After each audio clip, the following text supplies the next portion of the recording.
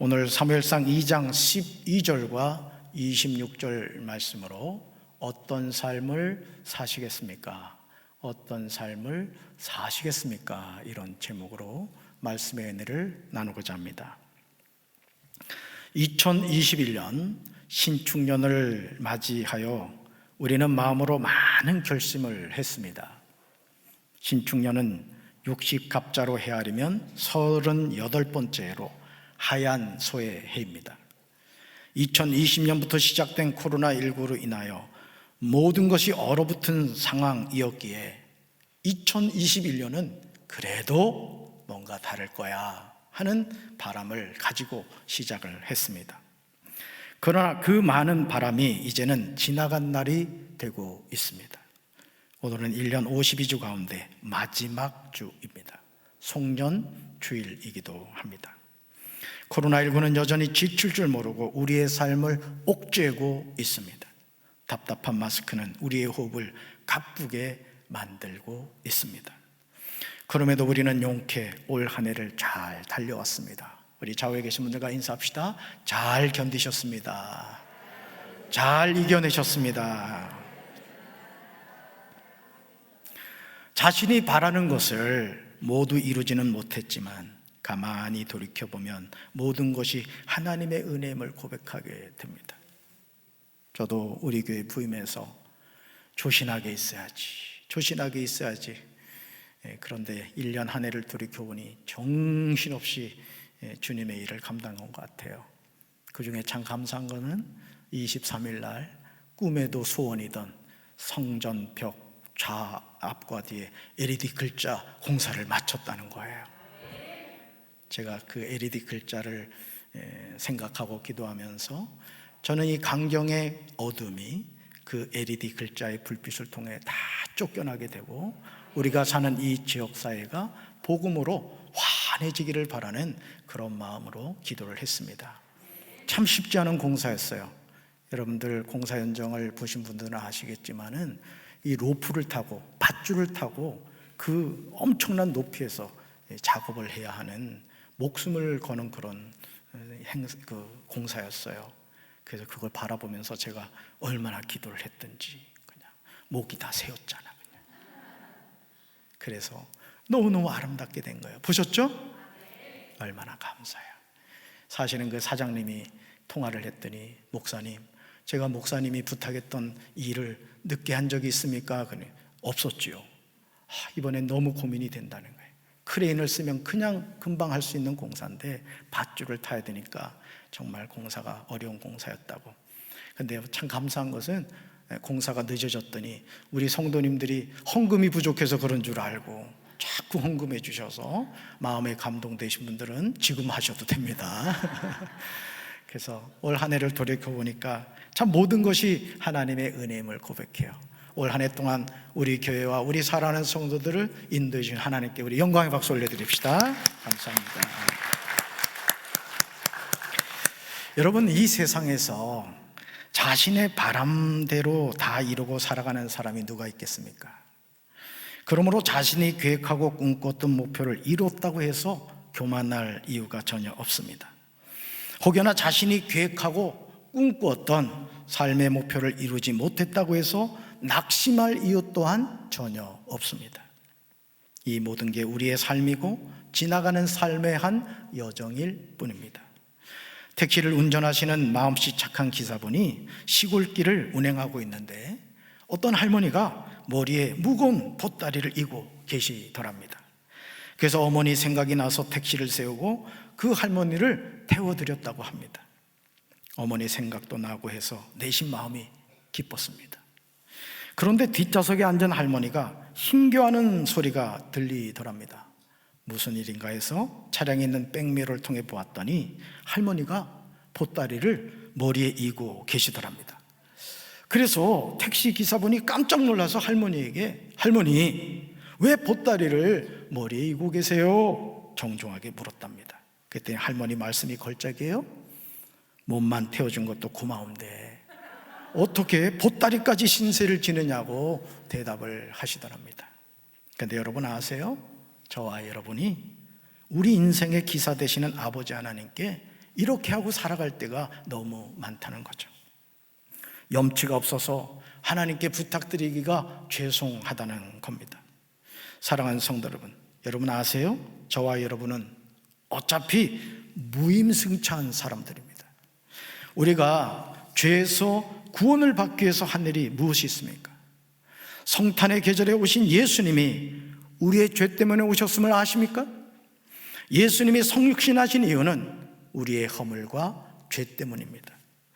그러므로 이제 우리는 나 같은 죄인이 어떻게 구원을 받았는지를 알고 겸손한 마음으로 하나님을 예배하는 삶을 살아야 할 줄로 믿습니다. 자신의 노력으로 구원을 받겠다는 착각에서 속히 벗어나야 합니다. 우리가 끝까지 겸손한 이유는 은혜 때문이에요. 여러분, 은혜가 뭐죠? 공짜라는 겁니다. 내 수고와 노력이 아니라 하나님이 무상으로 주신 것, 그것을 은혜라고 하죠. 우리가 잘 아는 복음성가 나는 구원 열차 타고서 찬양은 우리에게 복음의 핵심을 정확하게 전해주고 있습니다. 여러분, 주일학교를 다니신 분들은 주일학교 때 불렀던 그 노래를 가만히 생각해 보세요. 그러면 그 짧은 노래 가운데 성경의 복음의 핵심이 농축되어 있는 것을 보게 됩니다. 그리고 실제 여러분, 찬송가 가사를 이렇게 보면요, 가사 한 구절이 성경 한 권을 축약해서 기록해 놓은 것을 우리가 볼 수가 있죠. 우리 시간 주일학교 어린이가 되었다고 생각하고 기쁜 마음으로 이 찬양을 부르겠습니다. 우리 4층에 있는 우리 어린이교회 학생들 아주 큰 목소리를 같이 부르면 좋겠어요. 자, 찬양하는 가운데 은혜를 체험하게 되시기 바랍니다. 박수 치면서 찬양합시다.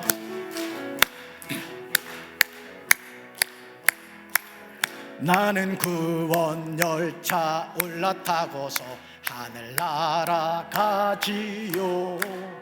죄악역 벗어나 달려가다가 다시 내리지 않죠. 차표 필요 없어요. 주님 차장 되시니 나는 염려 없어요.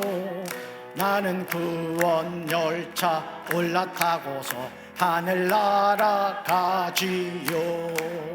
나는 구원 방주 올라타고서 하늘 날아가지요. 험한 시험 물결 달려들어도 전혀 겁내지 않죠. 뱃삭 필요 없어요. 주님 선장 되시니 나는 염려 없어요. 나는 구원 방주 올라타고서 하늘 날아가지요. 할렐루야. 우리는 이 찬양을 통해서 하늘나라로 가는 길이 있음을 알게 됩니다. 성탄의 계절에 오신 예수 그리스도가 구원 열차 차장이 되시고 구원 방주의 선장이 되심을 알게 됩니다. 그러므로 우리는 이 구원의 길에서 낙오자가 되지 않도록 자신을 지켜야 할 줄로 믿습니다. 삶의 여정에서 우리는 자신의 삶에 큰 고통을 주는 사람을 만나고 싶은 생각이 조금도 없어요. 우리는 누구나 좋은 사람을 만나고 싶어 하죠. 속회에서도 성교에서도 속회 인도자가 말 한마디 하면 내 장로님, 내 권사님, 내 집사님, 이런 사람을 만나고 싶어요. 그래서 이번에 2022년 속회하고 성교 이렇게 짰잖아요. 제가 지금 가발 쓰고 있는 거 아시죠? 그랬더니 막 연락이 오는 거예요. 연락이 이래서 이렇고 저래서 저렇고. 그래서 어떤 경우에는 네 그렇군요, 또 어떤 경우는 네 하면서 제가 기도하면서 또 격려도 해드리고 또 상황에 따라서는 또 이렇게 그 상황을 또 받아들이기도 했습니다. 어쨌든 우리는 고통을 주는 사람이 아니라 나에게 유익이 되는 사람, 좋은 사람을 만나고 싶어 합니다. 하지만 하나님은 우리의 바람이나 생각과 달리 만나고 싶지 않은 사람을 만나게 하심으로 우리 삶을 이끌어 가시는 것을 보게 됩니다. 에브라임 산지 라마다임 소빔의 에브라임 사람 엘가나에게는 아내가 둘이 있었습니다. 한 사람의 이름은 한나였고 한 사람의 이름은 분인나였습니다. 한나라는 이름은 은총, 기쁨이라는 뜻을 지니고 있습니다. 그러나 그녀의 삶은 이름처럼 되지 않았습니다. 남편 엘가나에게 두 아내가 있었다는 것 자체가 불행의 씨앗이었습니다. 그런데 더 큰 문제는 한나는 자식이 없었습니다. 그러나 분인나는 진주, 보석, 산호 등의 뜻을 지닌 이름인데 그녀에겐 자식이 있었어요. 두 여인이 얼마나 비교가 됩니까? 불행 중 다행인 점은 남편 엘가나가 한나를 사랑했습니다. 사무엘상 1장 6절에서 한나의 족수인 분인나가 한나를 심히 격분하게 하여 괴롭게 하므로 한나가 아무것도 먹지를 못하자 8절 보시면 남편 엘가나는 한나에게 자신의 심정을 솔직하게 말하는 것을 보게 되죠. 같이 읽습니다. 그의 남편 엘가나가 그에게 이르되 한나야 어찌하여 울며 어찌하여 먹지 아니하며 어찌하여 그대의 마음이 슬프냐 내가 그대에게 10 아들보다 낫지 아니하냐 하니라. 아멘. 우리 남편들이 이 빨간 글자를 외워가지고 아내한테 이 말을 하면 아마 용돈이 늘어날 거예요. 반찬이 바뀔지도 몰라요. 얼마나 멋진 남편입니까? 한나의 마음을 헤아리는 엘가나의 마음은 정말 귀하게 여겨집니다. 하지만 족수인 분인나는 한나를 가만히 두질 않았어요. 여러분 생각해 보세요. 한나는 애도 못 낳아요. 근데 분인나는 그냥 애를 풍덩풍덩 낳는 거예요. 그러면 엘가나가 누굴 사랑해 줘야 돼요? 애 잘 낳는 분인나를 더 사랑해 줘야 되는데 분나게 자신은 사랑해 주지 않고 한나를 더 사랑하는 걸 여자들은요 기가 막히게 합니다. 기가 막히게. 그래서 이 목사도요 참 목회하면서 어려운 게 여러분들이 저는 이게 앞만 보고 있잖아요. 그냥 사방을 살피면서 제 표정을 막 보는 거야.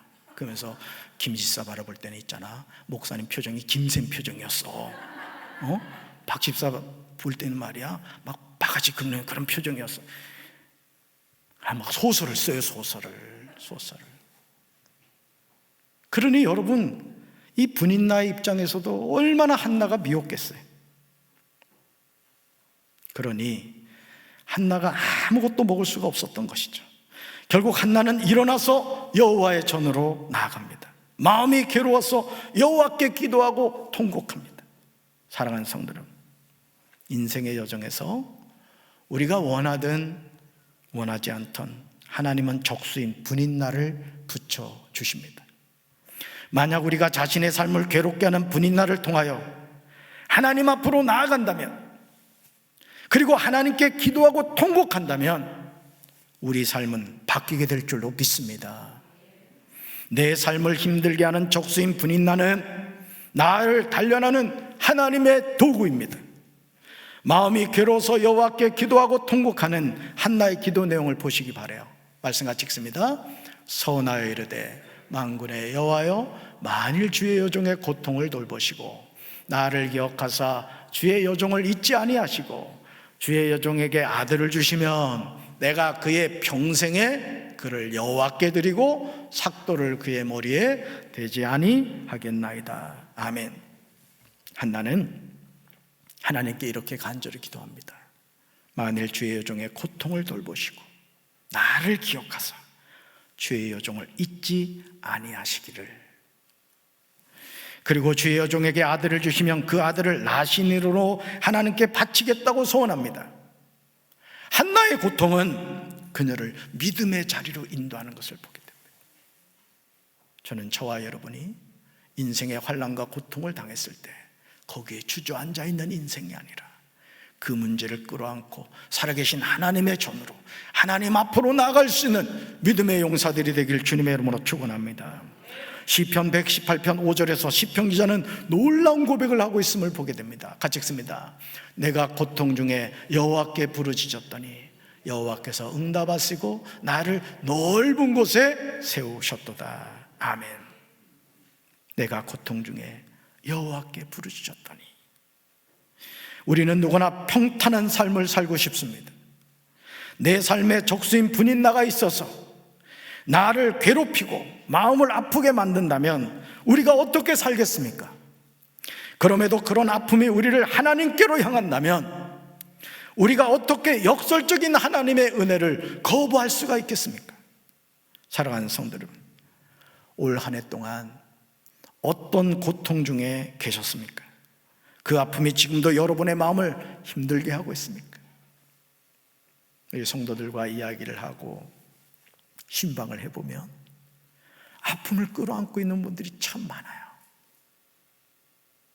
움직일 때마다 그 상처가 나를 너무너무 괴롭히는 거야. 저도 그런 부분이 있어요. 내려놔야 되는데, 잊어버려야 되는데, 하나님께 맡겨야 되는데 자꾸 그 아픔을 가지고 와서 말씀을 묵상해야 되는데 아픔을 묵상하는 거야. 여러분, 좋겠어요? 나쁘겠어요? 좋을 거 없죠. 저도 그렇고 우리 사랑하는 성도 여러분들도 그렇고 여러분 가슴에 아픔들, 고통들, 상처들 다 끄집어내서 하나님 앞에 다 맡겨버리시길 주님의 이름으로 축원합니다. 주님의 이름으로 축원합니다. 여러분 마음과 생각 속의 고통을 끌어안고 계시지 마시고 고통 중에 여호와께 부르짖었다는 시편 기자의 고백처럼 하나님께 부르짖게 되시길 주님의 이름으로 축원합니다. 따라합시다. 하나님은 나의 기도에 응답하시고 나를 넓은 곳에 세우십니다. 아멘. 인생의 큰 아픔을 가진 한나의 기도는 일시적인 것이 아니었어요. 그녀는 오래 기도하였다고 오늘 성경은 증언하고 있습니다. 여호와 앞에 자신의 마음을 쏟아놓았습니다. 하나님은 한나의 기도를 외면하지 않으셨습니다. 한나가 임신하고 때가 이르자 아들을 낳았는데 그 아들이 하나님이 들어주셨다는 이름의 뜻을 가진 사무엘입니다. 같이 읽을까요? 기도하고 통곡할 때 응답하십니다. 아멘. 얼마나 감사한 일입니까? 아마 한나는 세상의 모든 것을 얻은 것처럼 매우 기뻤을 것입니다. 야, 하나님이 아들을 주셨구나. 아들을 주셨어. 너무너무 인생 살맛이 났을 거예요. 그러나 사랑하는 아들 사무엘이 조금씩 커갈수록 아들과 헤어질 시간이 다가옵니다. 왜냐하면 한나가 하나님께 주의 여종에게 아들을 주시면 내가 그의 평생의 그를 여호와께 드리겠다고 서원하였기 때문입니다. 얼마나 고통스러운 결단이었겠습니까? 그럼에도 사무엘상 1장 23절에서 한나는 아들 사무엘을 양육하여 그가 젖되기까지 기다립니다. 그리고 젖을 뗀 후에 아들을 데리고 여호와의 집으로 나아가 어린 아들 사무엘을 여호와께 드립니다. 눈에 넣어도 아프지 그 아들 사무엘을 말입니다. 사무엘상 1장 27절과 28절에서 한나는 엘리 제사장에게 자신의 사정을 이렇게 말하죠. 같이 읽습니다. 이 아이를 위하여 내가 기도하였더니 내가 구하여 기도한 바를 여호와께서 내게 허락하신지라. 그러므로 나도 그를 여호와께 드리되 그의 평생을 여호와께 드리나이다 하고 그가 거기서 여호와께 경배하니라. 아멘. 사랑하는 성도 여러분, 지금 어떤 삶의 문제로 고통당하고 계십니까? 아이를 위하여 한나가 기도했을 때 한나가 구하여 기도한 바를 하나님이 한나에게 허락하셨다는 말씀을 기억하시기를 바랍니다. 하나님은 하나님의 자녀들이 구하는 기도를 듣고 응답해 주시는 분인 줄로 믿습니다. 사무엘상 2장 1절부터 10절에 나오는 한나의 기도는 우리 마음에 훈훈한 감동을 줍니다. 그렇게 고통당했던 여인이 하나님의 은혜로 기도 응답을 받은 후에 고백하는 내용입니다. 이제 내 마음이 여호와로 말미암아 즐거워하며 주의 구원으로 말미암아 기뻐한다고 고백합니다. 저는 우리 사랑하는 성도들 여러분의 삶에도 이런 즐거움과 기쁨이 함께 하시길 주님의 이름으로 축원합니다. 그러면서 이렇게 기도하죠. 여호와와 같은 거룩한 이가 없다. 여호와 같이 거룩한 이가 없다고 기도합니다. 기도의 응답으로 얻은 아들 사무엘을 여호와의 전에 두고 집으로 돌아가는 한나의 발걸음이 떨어지지 않았을 것입니다. 그러나 아버지 엘가나와 어머니 한나는 아들 사무엘을 여호와의 전에 두었습니다. 사무엘은 제사장 엘리 앞에서 여호와를 섬겼습니다. 그런데 사무엘상 2장 12절에서 우리는 전혀 뜻밖의 말씀을 보게 됩니다. 그것은 엘리의 아들들은 행실이 나빠 여호와를 알지 못하더라는 내용입니다. 정말 놀랍지 않습니까? 엘리가 누굽니까? 이스라엘을 이끄는 영적인 지도자입니다.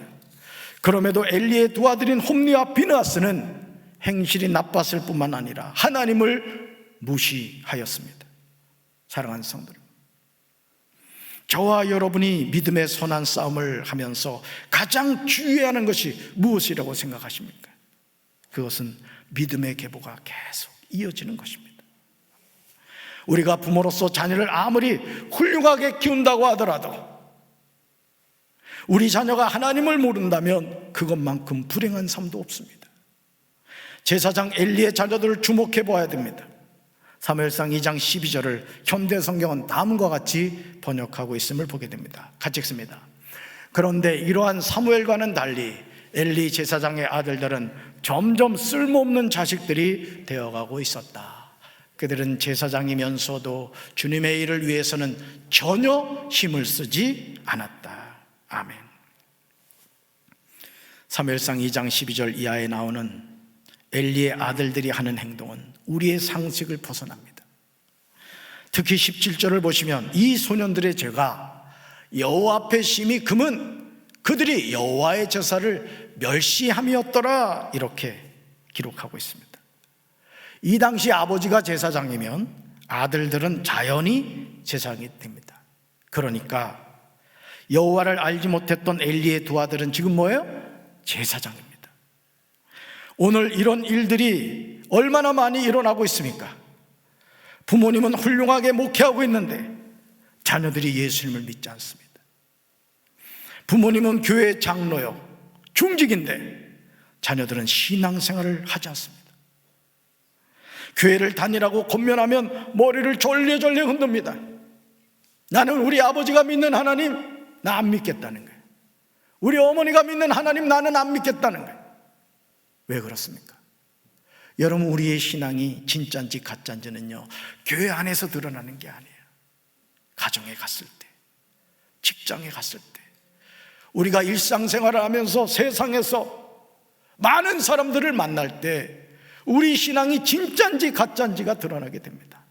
바꿔 말하면 우리 자녀들이 우리 신앙생활하는 모습을 보면서 나는 우리 아버지가 믿는 하나님, 저런 하나님 안 믿어. 우리 엄마가 믿는 저런 하나님 난 안 믿어. 여러분, 이렇게 하면 되겠습니까? 저도 그렇고 우리 성도 여러분도 그렇고 부족하지만 나 때문에 우리 사랑하는 자녀들이 예수님을 만나고 하나님을 섬기는 믿음의 명문가가 되기를 주님의 이름으로 축원합니다. 2021년 한 해를 마무리하며 이제 우리는 마음으로 결단해야 됩니다. 나는 과연 자녀들에게 무엇을 물려줄 것인가? 세상의 부김 영화를 물려주는 것도 부모로서 해야 할 일일 수 있어요. 저는 우리 부모님들이 자녀들에게 물질도 좀 물려주시기 바라요. 저도 개척교회에서 7년을 목회해 보니까요, 부모님이 가난하니까 너무너무 힘들더라고. 지나고 나니까 그게 은혜였지, 그때는 제가 입이 이만큼 나왔어요. 좀 부작이나 하면 좋겠는데, 물론 아버지 아들이니까 부작이긴 했어요. 지나고 나니까 그게 은혜였지, 그 당시 너무 힘든 거예요. 사실은 자녀들에게 도와줄 수 있으면 도와주세요. 그런데 지나치게 도와주지 마십시오. 그렇지만 그 도와줌이 물질로 끝나면 안 됩니다. 여러분이 영접하고 믿고 고백하는 그 하나님 여호와의 신앙도 물려줄 수 있게 되기를 주님의 이름으로 축원합니다. 하나님을 믿지 않는 사람에게 세상에 있는 것들이 무슨 소용이 있겠습니까? 사무엘상 2장에 나오는 한나의 기도를 주목해서 봐야 돼요. 같이 읽습니다. 주님은 사람을 죽이기도 하시고 살리기도 하시며 수월에 내려가기도 하시고 거기에서 다시 돌아오게도 하신다. 주님은 사람을 가난하게도 하시고 부유하게도 하시고 낮추기도 하시고 높이기도 하신다. 아멘. 우리는 하나님이 어떤 분이신지를 잘 알아야 돼요. 볼까요? 첫째, 하나님은 사람을 죽이기도 하셔요. 두 번째, 하나님은 사람을 살리기도 하십니다. 세 번째, 하나님은 사람을 수월로 내려가기도 하십니다. 네 번째, 하나님은 사람을 수월해서 다시 돌아오게도 하십니다. 다섯 번째, 하나님은 사람을 가난하게도 하십니다. 여섯 번째, 하나님은 사람을 부유하게도 하십니다. 일곱 번째, 하나님은 사람을 낮추기도 하십니다. 여덟 번째, 하나님은 사람을 높이기도 하십니다. 아멘. 그러니 우리가 누구를 의지하고 이 험한 세상을 살아야 하겠습니까? 그러므로 시편 146편 3절에서 시편 기자가 고백하고 있듯이 우리는 힘있는 고관을 의지하지 말며 구원할 능력이 없는 사람을 의지하지 말아야 됩니다. 우리는 하나님만 의지하고 살아야 될 줄로 믿습니다. 그렇다면 하나님의 전에서 제사장 엘리 앞에서 여호와를 섬겼던 사무엘은 어떤 삶을 살았을까요? 사무엘상 2장 26절은 아이 사무엘이 어떻게 성장했는지 보여줍니다. 어린 사무엘은 부모를 떠나서 여호와의 전에 있었지만 그는 올곧게 자랐어요. 같이 읽습니다. 아이 사무엘이 점점 자라며 여호와와 사람들에게 은총을 더욱 받더라. 아멘. 사랑하는 성도 여러분, 어린 사무엘은 커갈수록 여호와와 사람들에게 더욱 사랑을 받았어요. 얼마나 아름답고 훌륭한 모습입니까? 저는 저와 여러분의 자녀들이 이렇게 성장해 가기를 주님의 이름으로 축원합니다. 우리는 하나님과 사람들에게 더욱 사랑을 받아야 돼요. 미움받는 사람이 아니라 사랑을 주고 사랑을 받으며 사랑의 공동체가 우리 교회가 되어야 될 줄로 믿습니다. 이것이 구원을 받은 하나님의 자녀로 바른 삶의 모습입니다. 누가복음 5장 22절에서 예수님의 성장 과정에 관한 말씀도 같음을 보게 돼요. 같이 읽습니다. 예수는 지혜와 키가 자라가며 하나님과 사람에게 더욱 사랑스러워 가시더라. 아멘. 아버지 엘리가 이스라엘 제사장이었음에도 아들들인 홈니와 비느하스는 행실이 나빠서 여호와를 알지 못했다는 말씀이 우리를 두렵게 합니다. 내 자녀의 모습일 수 있기 때문이죠. 그러나 부모를 떠나 제사장 엘리 앞에서 여호와를 섬겼던 사무엘이 여호와와 사람들에게 은총을 받았다는 내용은 우리에게 감사함을 줍니다. 그러므로 이제 우리는 하나님 앞에서 겸손히 자신의 삶을 돌이켜보아야 합니다. 과연 나는 2021년 무엇을 위해서 살아왔는가? 제사장 엘리의 두 아들들이 여호와의 제사를 멸시한 모습을 보면서 홈리와 비느하스가 나 자신은 아니었는지 살펴야 할 줄로 믿습니다. 그런 다음 자신의 죄를 회개하고 믿음으로 새롭게 결단해야 합니다. 저는 2021년 이제 며칠 남지 않았지만 남은 기간 동안 우리 사랑하는 성도들이 오늘 여호와 앞에 서 있는 사무엘처럼 하나님과 사람에게 더욱 사랑스러워가는, 아니 하나님을 더 깊이 알아가고 그 하나님을 더 사랑해가는 우리 사랑하는 성도들, 또 여러분 가정 되시기를 주님의 이름으로 축원합니다. 가슴에 손 얹겠습니다. 하나님 아버지 감사합니다. 52주의 마지막 주일을 우리가 이렇게 보내면서 올 한 해 동안 우리의 삶을 인도하신 하나님을 찬양합니다. 오늘 엘리의 두 아들들과 사무엘의 삶이 너무나 비교가 됩니다. 과연 우리 자녀들은 어떤 모습으로 세상을 살아가고 있습니까? 사무엘처럼 하나님과 사람들에게 사랑받는 우리 자녀들 되게 도와주시고 우리 또한 그런 삶을 살아갈 수 있도록, 그래서 우리의 삶을 지켜보는 자녀들이 우리가 고백하는 여호와의 신앙을 우리 자녀들 또한 고백하며 살아가게 하옵소서. 감사하신 예수님 이름으로 기도합니다. 아멘.